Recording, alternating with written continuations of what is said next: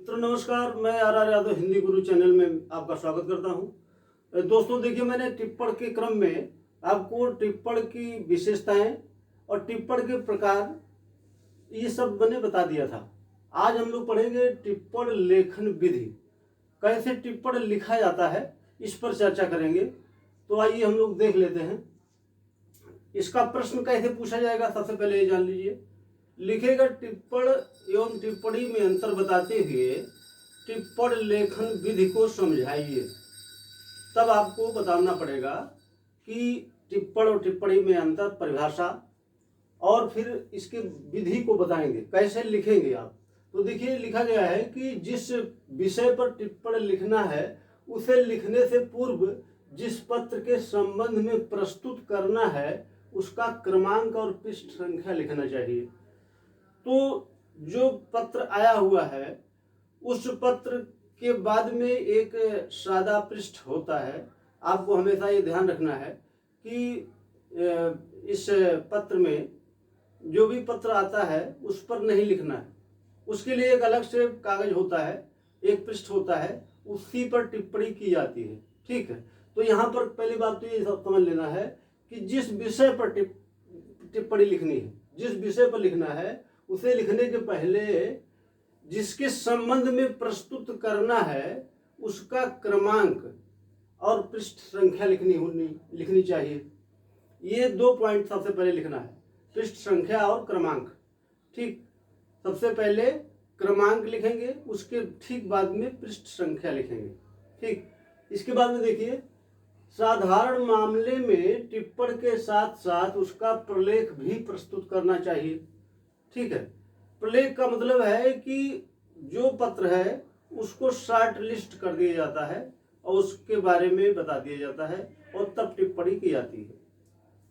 इसके बाद में देखिए, लिखा है कि यदि विचाराधीन पत्र पर किसी अधिकारी ने कोई स्पष्ट आदेश दे रखा हो, कोई विचाराधीन पत्र है और उस पर किसी अधिकारी ने स्पष्ट टिप्पणी कर दी है, तो उस टिप्पणी को आप उसमें फेरबदल नहीं करेंगे, उसको एज इट इज ऐसे लिखी रहने देंगे और उस चीज़ों को उसके बाद में आप अपना जो आपका वक्तव्य है जो लिख देंगे आप। ठीक है, उसके बाद में उसी रूप में उद्धृत कर देना चाहिए। जैसे कोई पत्र है, विचाराधीन है, उस पर किसी अधिकारी ने टिप्पणी की है, तो उसमें कोई परिवर्तन नहीं करना है, आपको अपनी टिप्पणी करना है। ठीक, इसके बाद में देखिए, अगला पॉइंट है कि जिस प्रकरण पर टिप्पणी की गई हो उसको विषय की सुगमता के लिए पृथक पृथक भागों में बांट लेना चाहिए, फिर टिप्पणी लिखना चाहिए। इसका मतलब ये हो गया कि जो भी मैटर है उसको अलग अलग भागों में, छोटे छोटे पैराग्राफ में आप उसको बांट लेंगे और एक पैराग्राफ की एक टिप्पणी लिखेंगे। ठीक है, तो उससे क्या होगा कि बहुत सुगमता होगी लिखने में, आपको पत्र को समझने में सुगमता होगी और लिखने में सुगमता होगी। यानी कि ये जो बताया जा रहा है ये टिप्पण लेखन विधि है, कैसे आप करेंगे। इसके बाद में देखिए, टिप्पण लेखन में तटस्थता का ध्यान अवश्य रखना चाहिए। आपको किसी की तरफ से कोई पक्षपात नहीं करना है। जिस भी पत्र को आपको टिप्पणी लिखना है उस पर पक्षपात पूर्ण कोई बात नहीं करेंगे, बिल्कुल तटस्थ भाव से उत्तर देंगे आप। ठीक है, जो भी टिप्पणी लिखेंगे बिल्कुल तटस्थता के रूप में लिखेंगे। ठीक है, ये उसकी विशेषता है, यानी लिखने की कला है, विधि है। इसके बाद में मूल पत्र पर टिप्पणी कदापि नहीं करनी चाहिए। जो मूल पत्र होते हैं उस पर टिप्पणी, मैंने अभी बता दिया आपको पहले ही कि उस पर कभी टिप्पणी नहीं लिखी जाती है। टिप्पणी के लिए अलग से कागज होता है, यानी कि एक पृष्ठ नत्थी होता है, उसी पृष्ठ पर उस की टिप्पणी की जाती है।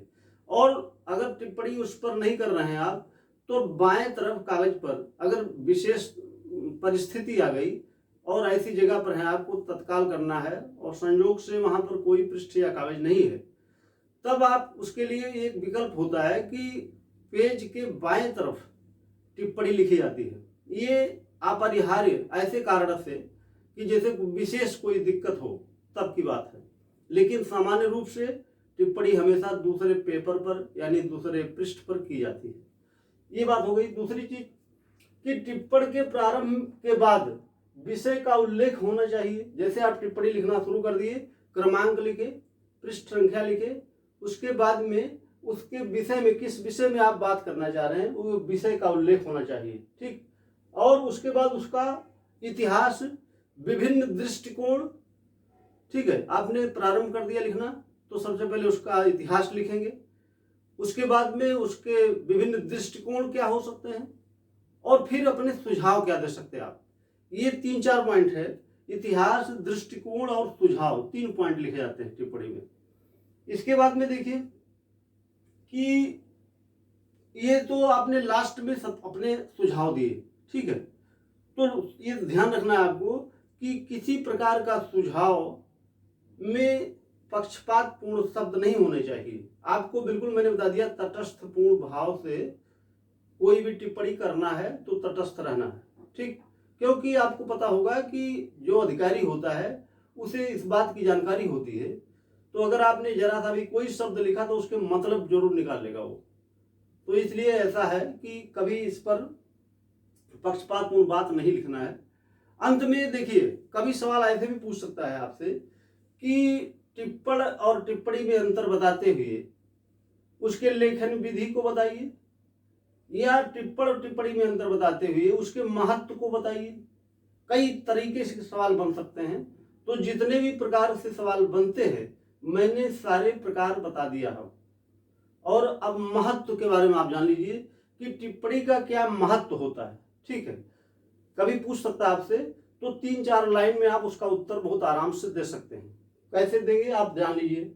पत्र को, कोई पत्र है तो अधिकारी के पास समय नहीं होता है, ठीक है। तो उस व्यस्त शेड्यूल में वह कम शब्दों में बात को समझ करके उस पर उत्तर दे देता है।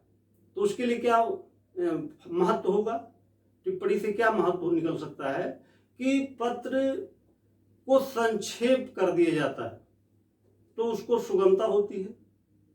दूसरी चीज, समय बचाने के लिए समय बचता है। टिप्पणी से क्या होगा कि आपका समय बच जाएगा। पत्र पूरा पढ़ने की जगह पर आपने 2 शब्द पढ़ लिया, 3 शब्द पढ़ लिया, तो आप पत्र का पूरा सारांश आपको समझ में आ गया।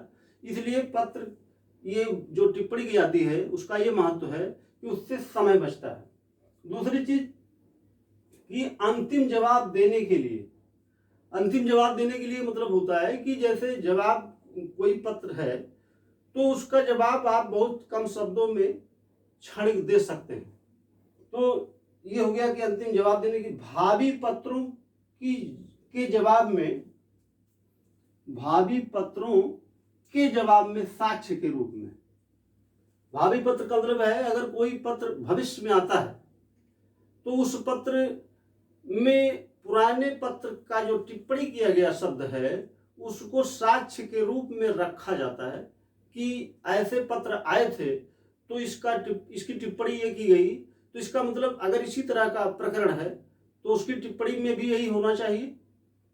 इसलिए उसको एक साक्ष्य के रूप में भविष्य में के लिए रखा जाता है, ठीक है। आप बात समझ गए होंगे।